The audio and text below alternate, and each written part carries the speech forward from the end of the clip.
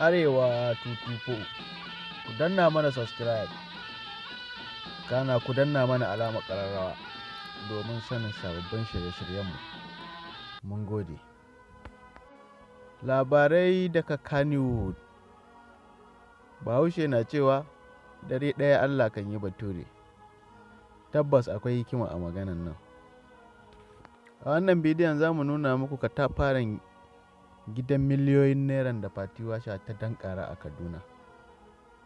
Ma za mu so kafin mu nuna muku bidiyon cikin gidan, ku danna mana subscribe kana ka danna mana alamar ƙararrawa. Mun gode. Gida dai gashi, idan kun duba wannan falon gidan ne, ga kujeri, ga dining table. Kai da ka gani ka san wannan gidan an kashe miliyoyin naira.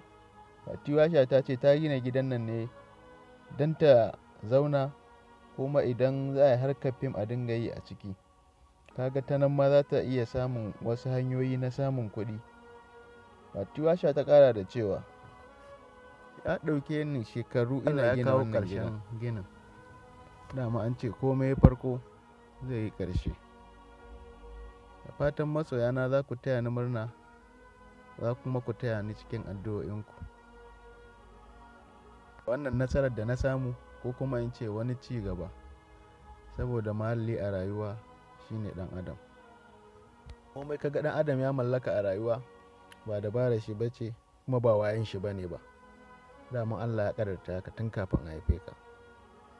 Daga ƙarshe Fati Washa ta ƙara da cewa fim ɗinta da take yi kuma a gidan za a ɗauka, amma ba ta wallafa mana sunan fim ɗin ba.